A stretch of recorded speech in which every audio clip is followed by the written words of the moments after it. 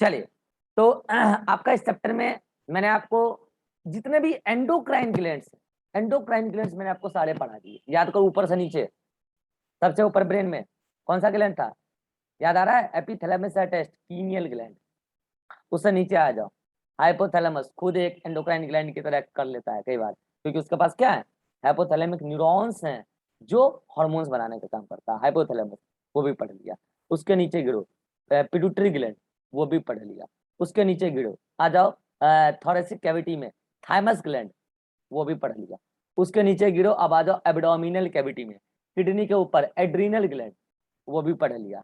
अब ये सारे कितने थे, ये सब थे एंडोक्राइन ग्लैंड। इसके अलावा आपने एक एंडोक्राइन ग्लैंड और पढ़ा है, याद है कौन सा? थायराइड और एक पैराथायराइड, याद आया? थायराइड और पैराथायराइड जो ट्रेकिया वाले रीजन में था, छुट गया, ठीक है, वो भी पढ़ लिया। ये सारे तो मैंने कहा था ये सारे के सारे क्या है, एक्सक्लूसिव एंडोक्राइन ग्लैंड है। एंडोक्राइन सेल्स के ही बने होते हैं, मतलब ग्लैंडुलर सेल के ही बने होते हैं, हार्मोन ही रिलीज करते हैं, ठीक है। अब इसके अलावा मैंने आपको कहा था कि कुछ ऐसे भी ऑर्गन्स हैं जो मिक्स्ड ग्लैंड है, जिसमें मतलब कि एक्सोक्राइन पार्ट भी है और एंडोक्राइन पार्ट भी है। याद आ रहा है? उसमें मैंने 3 नाम लिया था। पेनक्रियास, याद है? मैंने कहा था ये मिक्स्ड ग्लैंड है। ये तो क्या हो गया, हेट्रोक्राइन ग्लैंड। इसके अलावा मैंने आपको ये भी कहा था कुछ ऐसे ऑर्गन्स हैं जो अदर फंक्शन में भी काम आते हैं और हार्मोन भी बनाते हैं। Testis, ovary, kidney, liver, heart, मतलब अदर ऑर्गन जो हार्मोन बनाते हैं। मैंने कहा था कि ये सारे ऑर्गन तो अलग अलग चैप्टर्स में हम पढ़ते ही रहेंगे। जीआईटी, गैस्ट्रोइंटेस्टाइनल ट्रैक्ट, वो भी था, तो वो सब तो हम अलग अलग चैप्टर में पढ़ेंगे, अलग अलग चैप्टर में डिटेल में आ जाएगा। लेकिन पेनक्रियाज को हम यहीं पे निपटाएंगे। अच्छा, पेनक्रियाज को भी यहाँ पे हम 100% नहीं निपटाएंगे, 50% निपटाएंगे, क्योंकि पेनक्रियाज के 2 पार्ट होते हैं। चलिए अब हम पढ़ाना स्टार्ट करते हैं। पेनक्रियाज, पेनक्रियाज एक हेटेरोक्राइन ग्लैंड है। हेटेरोक्राइन ग्लैंड, हेटेरोक्राइन ग्लैंड का मतलब क्या, इसमें एंडोक्राइन पार्ट भी है और इसमें एक्सोक्राइन पार्ट भी है।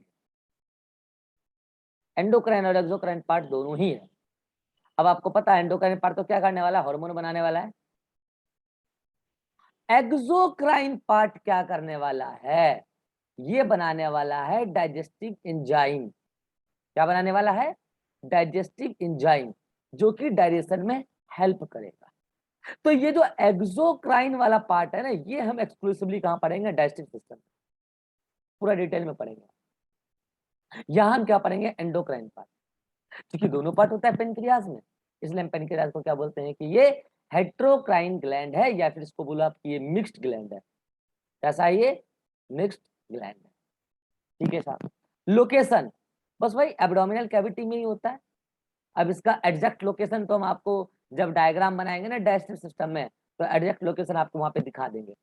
वो डिओडेनम कैविटी का जो खांच बनता है ना, उसी के बीच में लोकेटेड होता है, ठीक है। बस अभी इतना याद रखो, इन एब्डोमिनल कैविटी, एब्डोमेन में होता है एब्डोमिनल कैविटी, दैट्स इट, ठीक है। अब समझना मेरा बात ध्यान से, मैंने क्या बोला कि पेनक्रियाज में 2 तरीके का पार्ट होता है, एक होता है एंडोक्राइन पार्ट, एक होता है एक्सोक्राइन पार्ट। आपको पता है एंडोक्राइन पार्ट केवल 1 से 2% होता है, मात्र 1 to 2%, और एक्सोक्राइन पार्ट ज्यादा होता है, 98 to 99%। ज्यादा पार्ट तो ये होता है एक्सोक्राइन पार्ट। लेकिन हाँ, एक बात ध्यान रखना, एंडोक्राइन पार्ट भले ही 1 से 2% हो, रोल लेकिन उसका बड़ा तगड़ा भाई साहब, रोल बॉडी में बहुत तगड़ा है। अब हम क्या करते हैं, आपको पेनक्रियाज का ट्रांसफर सेक्शन, पेनक्रियाज का पेनक्रियाज एक लीफ लाइक स्ट्रक्चर होता है, ऐसा यूं, इस टाइप का। इसका ट्रांसफर सेक्शन आपको हम काट ऐसे करके ट्रांसफर सेक्शन काट करके आपको दिखा रहे हैं। तो यहाँ पे देखो ट्रांसफर सेक्शन, जब आप उसका ट्रांसफर सेक्शन कट करोगे ना, तो आप किनारे किनारे से, ये देखो उसके ट्रांसफर सेक्शन में ये किनारे किनारे से, ये देख लो, ये कुछ सेल्स मिलेंगे, सेल्स के गुच्छे हैं बेसिकली, ये इस टाइप से, समझ रहे हो, इस टाइप से, इस टाइप से क्लस्टर्स ऑफ सेल्स, इस टाइप से मिलेगा, इस टाइप से पूरा एकदम बीच में बस थोड़ा सा स्पेस क्या होगा, खाली होगा, इस टाइप से। कहीं पे ऐसा एक और मिल गया मान लो, ठीक है, ऐसे ही, अरे रुक जाओ एक मिनट, हाँ, ऐसे, इस टाइप से, समझ रहे हो। ऐसे गुच्छा। ये जो है ना, ये है आपका एक्सोक्राइन पार्ट। क्या ये? Exocrine part. और एक्सोक्राइन पार्ट को हम कहते हैं एसिनी ऑफ पेनक्रियास। क्या कहते हैं? एसिनी ऑफ पेनक्रियास। ये एक्सोक्राइन पार्ट है। 98 to 99% पार्ट है ये पेनक्रियास। अब इसके सेंटर में, जैसे यहाँ है, यहाँ इसके सेंटर में कुछ सेल्स अरेंज होते हैं। जैसे देखो, ये देखो बार बार देख रहा है ये सेल। ऐसे मान लो यहाँ पे भी होंगे, मैं एक जगह का बता रहा हूँ, टाइम पास नहीं करूंगा मैं, ठीक है।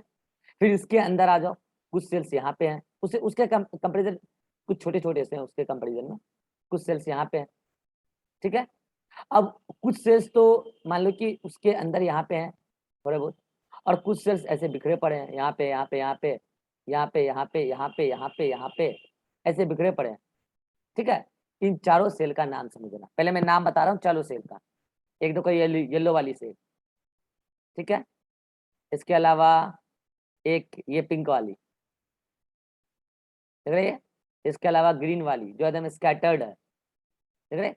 इसके अलावा ये ब्लू वाली एकदम जो सेंटर पे थोड़ी सी पार्ट है, ठीक है। अब और चारों का नाम बता देते हैं आपको। ये पहला वाला जो आपको दिख रहा है ना, दिस इज अल्फा सेल। क्या नाम है इसका? Alpha cell. अगले का नाम रख दिया बीटा सेल। अगले का नाम रख दिया डेल्टा, या इसी को आप बोल दो गामा सेल, दोनों ही नाम चलता है इसका, ठीक है। और ये लास्ट वाला का नाम है पीपी सेल। पीपी सेल क्यों बोला अभी बता रहा, अब समझना। इन चारों को, ये चारों एंडोक्राइन सेल है, इन चारों को मिलाकर हमने बोला endocrine part of the pancreas. और इस जैसे इसको नाम दिया ना एसिनी ऑफ पेनक्रियास, तो इसको नाम देते हैं आइलेट्स ऑफ लेंजरहैंस। साइंटिस्ट का नाम है लेंजरहैंस, आइसलेट्स ऑफ लेंजरहैंस, ठीक है। तो ये तो क्या हो गया? Endocrine part. और ये कितना है? मात्र 1 से 2% है। लेकिन पता है इसमें ना मिलियंस ऑफ सेल है, मिलियंस ऑफ सेल है, मिलियंस ऑफ सेल। लेकिन ये सेल 4 ही टाइप के, टाइप 4 है। कौन कौन? अल्फा, बीटा, गामा, डेल्टा एक ही है, और पीपी सेल। पीपी, अब देखो चारों का काम समझो, अपने आप सब कुछ क्लियर हो जाएगा, ठीक है। देखो, अल्फा सेल का काम है एक हार्मोन रिलीज करना, जिस हार्मोन का नाम है ग्लूकागोन। क्या नाम है? ग्लूकागोन। अभी सारे हार्मोन का काम देख लेंगे, रुक जाओ। बीटा सेल रिलीज करता है इंसुलिन हार्मोन। क्या रिलीज करता है? Insulin hormone. अल्फा या डेल्टा बोलो, ये रिलीज करता है आपका एक हार्मोन जिसका नाम है सोमेटोस्टेटिन। क्या नाम है? Somatostatin hormone. ये सब हार्मोन है। और पीपी सेल एक हार्मोन रिलीज करता है जिसका नाम है pancreatic, PNCREATIC, pancreatic peptide hormone. Proteinaceous hormone है पेनक्रिएटिक पेप्टाइड हार्मोन। सभी का अपना अपना काम है। ये चारों हार्मोन है, तभी तो उसको रिलीज करने वाले सेल एंडोक्राइन सेल कहला रहे हैं, ठीक है। अब देखना, अच्छा इसमें आपसे कोई परसेंटेज नहीं पूछेगा। वैसे मैं बता दूं, 60 से 65% होता है अल्फा सेल, 20% के आसपास, 25% के आसपास होता है बीटा सेल, 10% के आसपास से डेल्टा, पीपी सेल इससे कम। कोई पूछेगा नहीं, ठीक है। और ये भी आपसे कोई नहीं पूछेगा कि सबसे बाहर होता है अल्फा सेल, उसके अंदर बीटा सेल, और अल्फा या डेल्टा जो स्कैटर्ड होता है, और पीपी सेल सेंटर पे होता है। बता दिया मैंने, कोई पूछेगा नहीं, ठीक है। लेकिन एक खास अरेंजमेंट में पाया जाता है, ठीक है। अब हम आपको बताने जा रहे हैं कि इसका काम क्या है। देखो, ग्लूकागोन का काम है ब्लड में ग्लूकोज के लेवल को बढ़ाकर रखना। इंसुलिन का काम है ब्लड में ग्लूकोज के लेवल को घटा के रखना। यानी कि इन दोनों में 36 का आंकड़ा समझाएंगे अभी पूरा फंक्शन इन दोनों का। इंपॉर्टेंट है क्वेश्चन, यहां से बनता है। और सोमेटोस्टेटिन का काम है क्या है?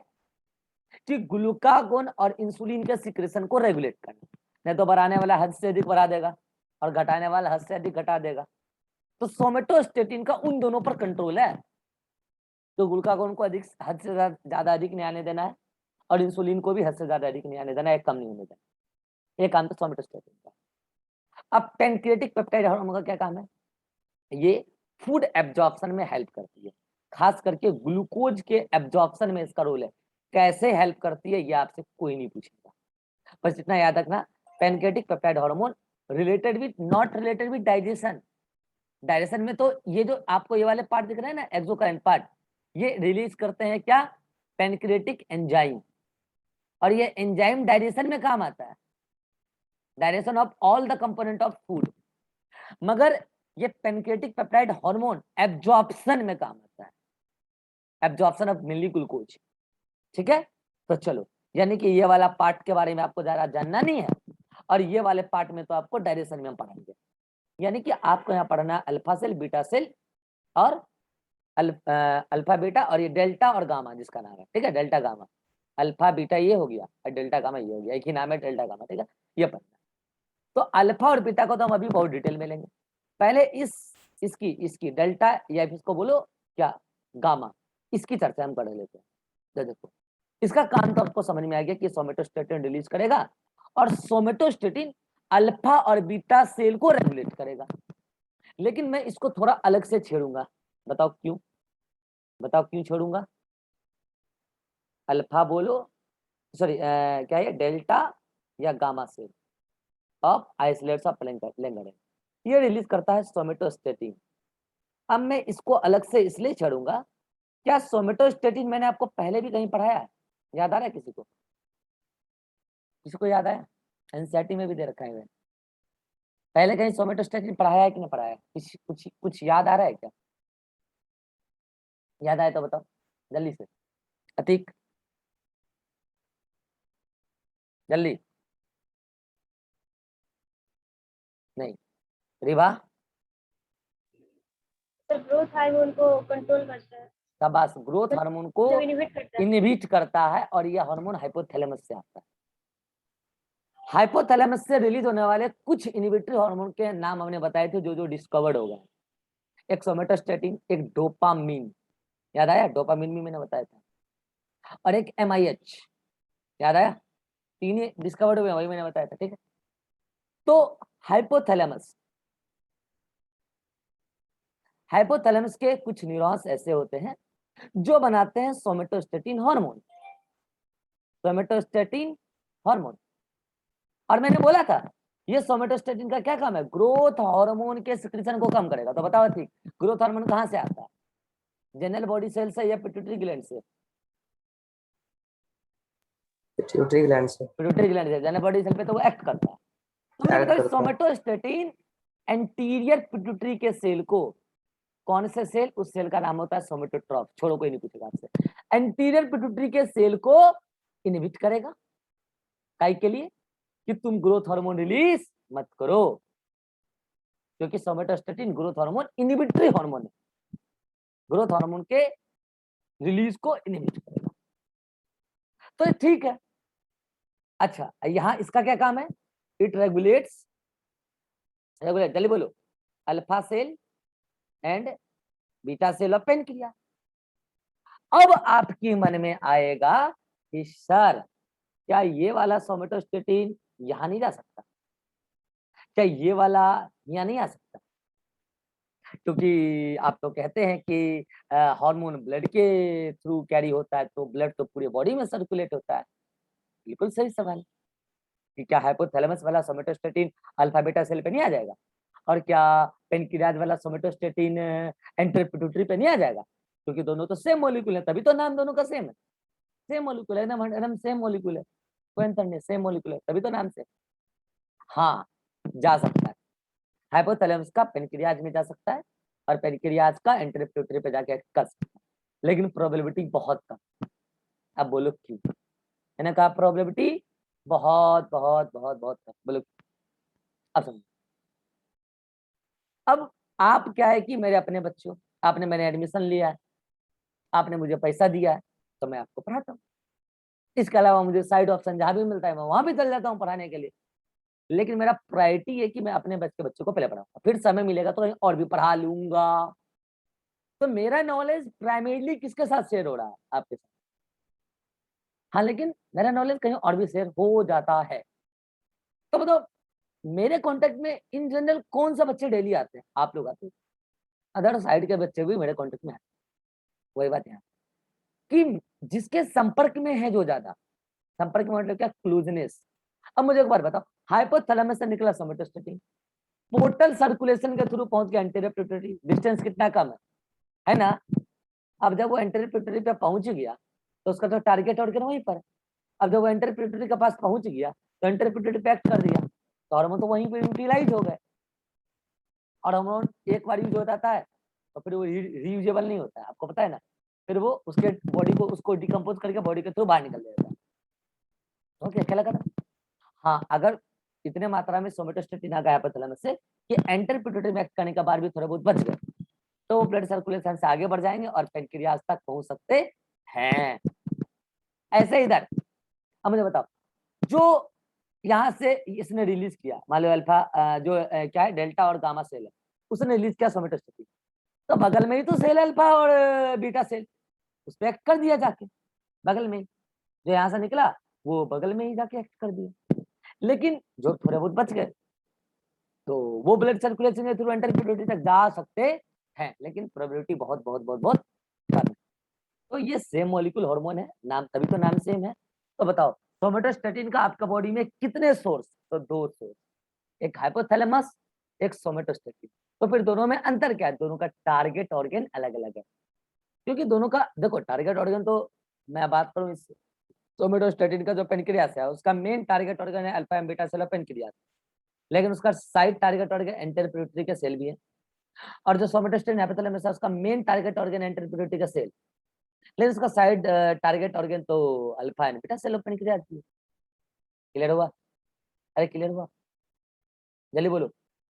तो ये वाला सेल खत्म, इसका कंफ्यूजन क्लियर हो गया? Atiq, Yes, sir. Riva, yes sir. हाँ, आप चाहो तो स्क्रीनशॉट ले लो और आप इन बात को अपने लैंग्वेज में बना के लिख लेना नोट्स, जहां पर भी जगह मिले अपने लैंग्वेज में बना के लिख लेना, या तो इसी तरीके से एरो डाल के लिख लेना। ठीक है, लो मैं बता देता हूँ कैसे लिखना, एक सेकंड रुक जाओ, ऐसे लिख लेना, देखो बता रहा हूँ, एक्स मेनली ऑन, ठीक है, ऐसे यहाँ पे एक्स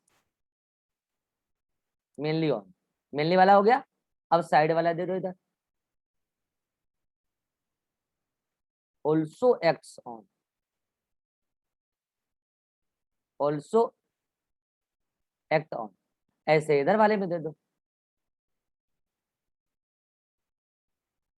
ऑल्सो एक्ट ऑन। बस इतना बात आपको पता होना चाहिए। चलिए स्क्रीनशॉट ले लीजिए जल्दी से, नोट्स में लिख लेना, ठीक है। चलिए, तो अब हम बात करेंगे किसकी, अल्फा सेल और बीटा सेल। लेकिन अल्फा और बीटा सेल को बात करने से पहले हम आपके साथ कुछ बेसिक टर्मिनोलॉजी की बात, क्योंकि अगर वो बेसिक टर्मिनोलॉजी क्लियर हो गया तब फिर तो कुछ, ठीक है। चलिए, आइए एक एक करके हम वो बेसिक टर्मिनोलॉजी पहले आपके सामने लिखते हैं और एक एक करके डिस्कस। पहला टर्मिनोलॉजी, एक वर्ड है ग्लूकोजेनेसिस, ठीक है। इसी से रिलेटेड दो टर्म और आ जाएगा, एक और आ जाएगा ग्लाइकोजेनोलाइसिस, और एक वर्ड आ जाएगा ग्लूकोनियोजेनेसिस, ठीक है। चलिए, अब ग्लूकोनियोजेनेसिस जब हम वर्ड उठाएंगे तो उसी से रिलेटेड दो वर्ड आ जाएगा, एक वर्ड आ जाएगा लाइपोलाइसिस, और एक वर्ड आ जाएगा प्रोटियोलाइसिस। और जब हम वर्ड यूज करेंगे लाइपोलाइसिस तो हम लाइपोजेनेसिस भी बता देंगे, लाइपोजेनेसिस, ये सब बेसिक टर्मिनोलॉजी है। जब हम प्रोटियोलाइसिस बताएंगे तो हम प्रोटीन सिंथेसिस भी बता देंगे, ठीक है। तो कितने वर्ड हो गए, क्या क्या हो गया, ग्लूकोजेनेसिस हो गया, ठीक है, ग्लाइकोजेनोलाइसिस हो गया। तो जब हम ग्लाइकोजेनोलाइसिस बताएंगे तो ग्लाइकोजेनेसिस भी बता देंगे, ग्लाइकोजेनेसिस भी बता देंगे। चलिए अब एक एक करके हम आपको सारे टर्मिनोलॉजी को समझा, मतलब समझ जाओगे तो खेला खत्म। देखो वर्ड को पकड़ो, ग्लूको का मतलब यहाँ पे क्या है, ग्लूकोज। ग्लूको का मतलब क्या है, ग्लूकोज। जन का मतलब क्या है, जनरेट करना, मतलब बनाना, मतलब फॉर्मेशन। बस हो गया। सिस का मतलब तो प्रोसेस होता है, सिस का मतलब तो प्रोसेस होता है। बस हो गया। तो मतलब क्या है ये क्या है, अब मुझे बताओ। Glucogenesis is the process of formation of glucose, yes और नो? सिंपल बोलो ना यार, फॉर्मेशन ऑफ ग्लूकोज। अब समझना, ग्लूकोज बनने के दो तरीके। क्या बोला मैंने, ग्लूकोज बनने के दो तरीके। अगर ग्लूकोज कार्बोहाइड्रेट सोर्स से बने, कार्बोहाइड्रेट सोर्स से बने तो कोई नई बात नहीं है, ऐसा ही होता है। ग्लूकोज अगर किसी कार्बोहाइड्रेट सोर्स से, अगर ग्लूकोज नॉन कार्बोहाइड्रेट सोर्स से बनने लग जाए तो ये ग्लूकोज सिंथेसिस के लिए एक नया पाथवे होगा। अब और समझाते हैं आपको, मैं बताऊं, कार्बोहाइड्रेट का स्टोर्ड फॉर्म एनिमल के अंदर मेनली होता है ग्लाइकोजन, होता है ग्लाइकोजन, ठीक है। तो अगर ग्लाइकोजन क्या होता है, मैंने आपको पढ़ाया बायोमोलिक्यूल में, glycogen stored form of glucose, polymer of glucose, polysaccharide, याद आ रहा है, ग्लाइकोजन, अरे कुछ याद आ रहा है, ठीक है। तो मैं कह रहा हूं कि मान लो ग्लाइकोजन, ठीक है, यहाँ पे बता रहा हूं, मान लो ये ग्लाइकोजन, अगर ये ग्लाइकोजन का ब्रेकडाउन हो जाए तो मुझे बताओ कि ग्लाइकोजन के ब्रेकडाउन से क्या मिलेगा, रिबा, जल्दी बोलो।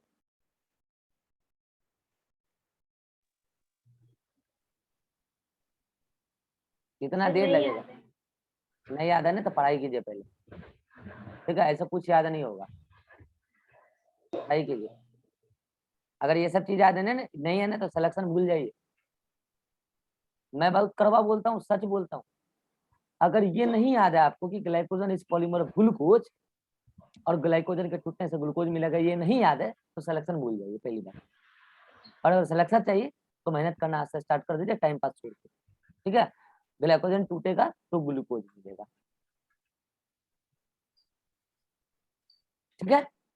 तो अब यहाँ पे आप वर्ड को पकड़िए, ग्लाइकोजन, यहाँ तो पूरा का पूरा वर्ड ही लिख दिया, ग्लाइकोजन, तो ग्लाइकोजन का मतलब ग्लाइकोजन। लाइसिस, लाइसिस का मतलब होता है ब्रेक डाउन। तो सीधा मतलब दिख रहा है कि ग्लाइकोजेनोलाइसिस का मतलब क्या होता है, ग्लाइकोजन का ब्रेकडाउन, और ग्लाइकोजन का ब्रेकडाउन से ग्लूकोज मिलेगा, सिंपल सी बात है। अब मैंने क्या बोला कि अगर ग्लूकोज मिले, ग्लूकोज का देखो ग्लूकोज का फॉर्मेशन हुआ ना जी, ग्लूकोज का फॉर्मेशन हुआ ना, तो बताओ glycogenolysis is a type of glycogenesis, yes और नो, यस और नो, हुआ ना। चलो अब मैंने कहा कि कई बार क्या होता है, नॉन कार्बोहाइड्रेट सोर्स, तो नॉन कार्बोहाइड्रेट सोर्स क्या हो सकता है, आ रहे हैं रुकिए एक मिनट।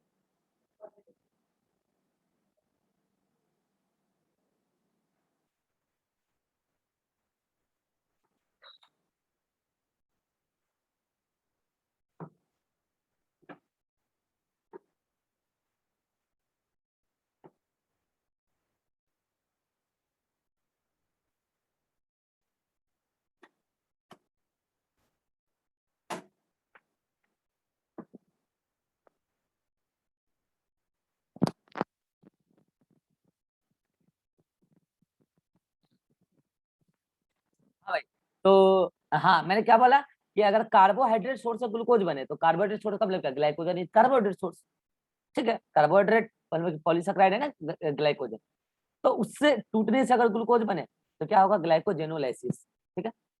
अगर नॉन कार्बोहाइड्रेट सोर्स क्या हो सकता है, अमीनो एसिड, फैटी एसिड, ये सब तो कार्बोहाइड्रेट नहीं है, ये सब तो अमीनो एसिड, फैटी एसिड, ये सब तो प्रोटीन और फैट है, कार्बोहाइड्रेट थोड़ी है।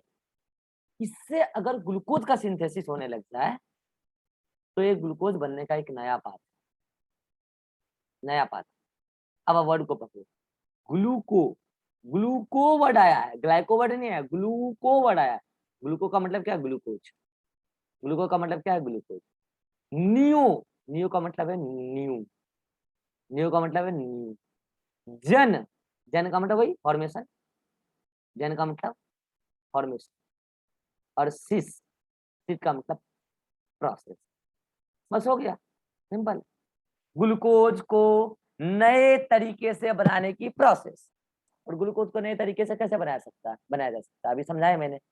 अगर अमीनो एसिड पॉलीमराइज होके ग्लूकोज बनाने लग जाए, ये पाथवे आपके सिलेबस में नहीं है, ठीक है, ग्लूकोनेओजेनेसिस ऐसा होता है, आप पढ़ोगे हायर क्लास।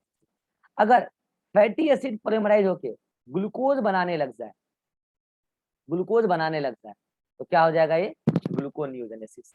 तो बताओ, इससे ग्लूकोज बन रहा है ना, तो बताओ gluconeogenesis is a kind of glucogenesis, yes और नो।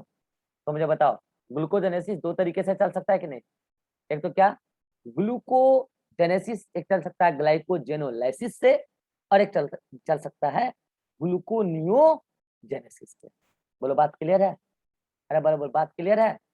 चलो, अब आपको एक वर्ड हम और समझाते हैं, क्योंकि इतने वर्ड आपको मैंने समझा दिया तो वर्ड और समझ लो। देखो, ग्लाइकोजेनोलाइसिस का जस्ट उल्टा क्या सकता है। ग्लाइकोजेनोलाइसिस का मतलब क्या, ग्लाइकोजन का टूटना, ग्लाइकोजन के टूटने से ग्लूकोज बनेगा। तो इसका उल्टा सकता है ग्लाइकोजन का बनना। और आप जानते हो ग्लाइकोजन सब पॉलीमर ऑफ ग्लूकोज बायोमोलिक्यूल में पढ़ा रखा, आप नहीं पढ़ते हो तो क्या होगा, पढ़ाया तो है ना मैंने, ठीक है। तो अगर ग्लूकोज पॉलीमराइज होके ग्लाइकोजन बनाने लग जाए तो प्रोसेस क्या कहलाएगा, ग्लाइकोजेनेसिस। ग्लाइकोजन मतलब ग्लाइकोजन, ग्लाइकोजन मतलब glycogen, polymeric form of glucose. सिस ग्लाइकोजन, सिस, लाइसिस तो वर्ड नहीं है ना, सिस प्रोसेस।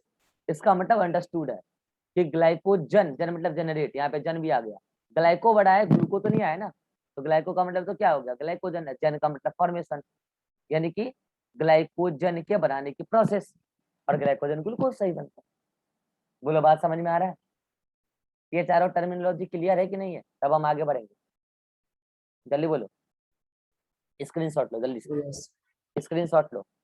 ये चारों टर्मिनोलॉजी ऐसा है ना जो समझने वाला रटने वाला नहीं, वर्ड में ही इसका मीनिंग छिपा होता है। स्क्रीनशॉट। अब आगे आ जाओ, एक बात बताओ मुझे, अगर मैं ऐसा कह रहा हूँ कि अमीनो एसिड और फैटी एसिड से ग्लूकोज बनाओ, तो ये अमीनो एसिड और फैटी एसिड अवेलेबल कहाँ से होंगे, बताओ। अगर प्रोटीन को तोड़ दिया जाए या फैट को तोड़ दिया जाए तो उससे बताओ सेल के अंदर, क्योंकि भाई ग्लूकोज का सिंथेसिस तो सेल के अंदर ही होगा ना, सेल के बाहर तो नहीं होगा। तो अगर सेल के अंदर ज्यादा से ज्यादा अमीनो एसिड अपटेक करा लें, एक तो ये तरीका है, ज्यादा से ज्यादा फैटी एसिड अपटेक करा लें, एक तो ये तरीका है, या नहीं तो सेल के अंदर ग्लूकोज को तोड़ दो, सॉरी प्रोटीन को तोड़ दो, फैट को तोड़ दो, तो भी तो ग्लूकोनियोजेनेसिस के लिए आपको अमीनो एसिड और फैटी एसिड अवेलेबल हो जाएगा। तो इसी से रिलेटेड मैंने दो टर्म और ले आया, लाइपोलाइसिस, लाइपो का मतलब क्या होता है, लिपिड है, सिंपल बात है, लिपिड। लाइसिस का मतलब ब्रेक डाउन, मतलब लिपिड का ब्रेक डाउन, ब्रेक डाउन। यहाँ पे प्रोटियो, प्रोटियो मतलब प्रोटीन, लाइसिस का मतलब ब्रेक डाउन, ठीक है। अब बस पकड़ लो, यहाँ पे क्या हो रहा है, प्रोटीन, प्रोटीन टूटेगा तो अमीनो एसिड मिलेगा।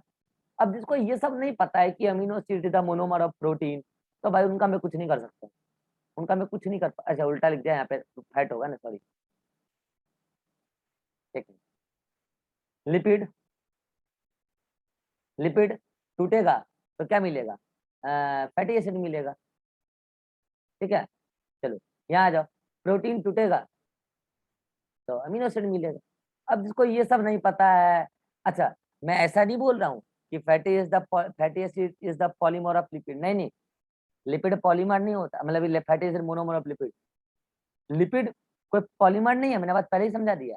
हाँ, लिपिड का स्ट्रक्चरल कंस्टिट्यूएंट फैटी एसिड है।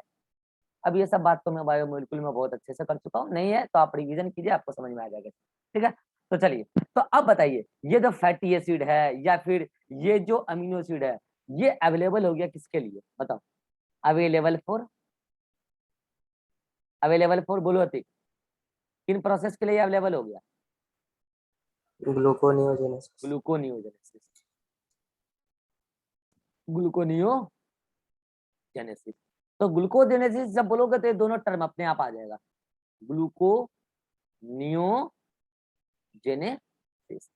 अब अगर आप ये दोनों टर्मिनोलॉजी पढ़ लिए, लाइपोलाइसिस मतलब लिपिड का टूटना, प्रोटीलाइसिस मतलब लिपिड का, प्रोटीलाइसिस मतलब प्रोटीन का, तो इसका जस्ट उल्टा भी तो पढ़ लो कम से कम।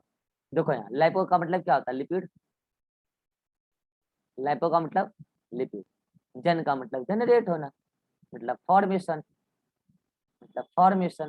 और सिस का मतलब प्रोसेस, सिस का मतलब प्रोसेस। प्रोटीन तो यहाँ सीधे सीधे लिख रखा है, प्रोटीन सिंथेसिस मतलब क्या, ट्रांसलेशन, और क्या, बस हो गया। अब देखो यहाँ पे क्या होगा, अमीनो एसिड, सॉरी लाइपो है ना, फैटी एसिड बॉन्ड बनाएंगे। अब आपको पता है कि वो फैटी एसिड ग्लिसराइड वगैरह सब आपको पता है, सिंपली समझो कि फैटी एसिड फैट बना दे, मतलब कि प्रोटीन बना दे, बस आप अब कैसे कैसे अब क्या बनता है मैंने आपको समझा दिया। यहाँ पे आ जाओ, अमीनो एसिड पॉलीमराइज हो जाएंगे और प्रोटीन बना देंगे, ट्रांसलेशन प्रोसेस। बोलो, ये सारे टर्मिनोलॉजी भी समझ में आ गया कि ना आ गया? देखो ये सब मैं क्यों बता रहा हूँ, ये अभी काम आएगा उधर इंसुलिन और ग्लूकागोन का फंक्शन समझने में। बोलो सारे टर्मिनोलॉजी क्लियर है? स्क्रीनशॉट लो जल्दी से। अगर इन टर्मिनोलॉजी में कोई भी डाउट है तो अभी भी आप पूछ लीजिए।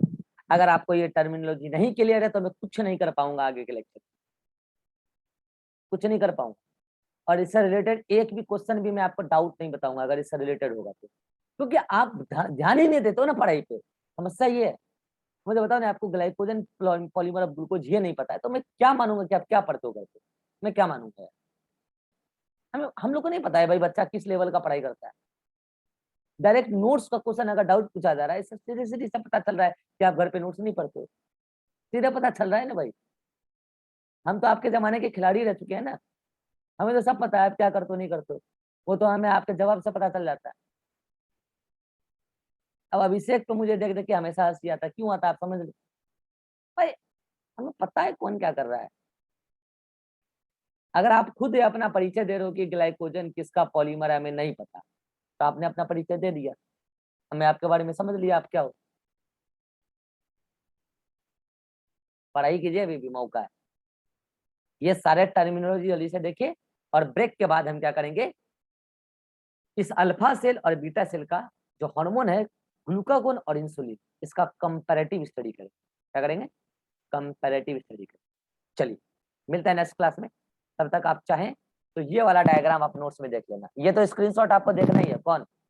ये दोनों बहुत अच्छे से भी देख लेना, ठीक है। इसके अलावा आप क्या करो, नोट्स में ये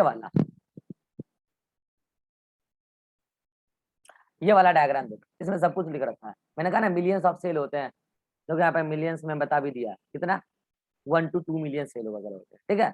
अच्छा, ये बातें जो यहाँ पे लिखी है ये थोड़ी गलत है, मैं आपको पीडीएफ लिख देख भेजता हूँ। यहाँ पे इंक्रीजेज नहीं होगा, डिक्रीजेज होगा, ठीक है। अच्छा, इसका एक और नाम है, इसका नाम डेल्टा भी है, ठीक है। तो मैं इसको आप सही कर लेना नोट्स में, पहले तो यहाँ डिक्रीजेज कर लेना, पहली बात, ठीक है। अच्छा एक बात, नॉर्मल ब्लड ग्लूकोज लेवल कितना होता है? 90 से 110 मिलीग्राम पर 100 ml ऑफ ब्लड।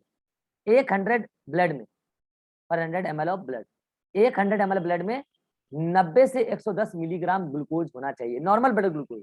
कोई कोई बताता 80 से 120 चलेगा, वो भी रेंज के बहुत ज्यादा बाहर नहीं, ठीक है। तो 90 से 110 मिलीग्राम ज्यादातर लिखा रहता है, आप ये मान लो, ठीक है। ये नॉर्मल ब्लड ग्लूकोज लेवल है, इससे बढ़ेगा घटेगा तो क्या होगा वो बात अभी हम करते हैं अगले मीटिंग में, ये सब आप पढ़ो। चलो मिलते हैं अगले मीटिंग।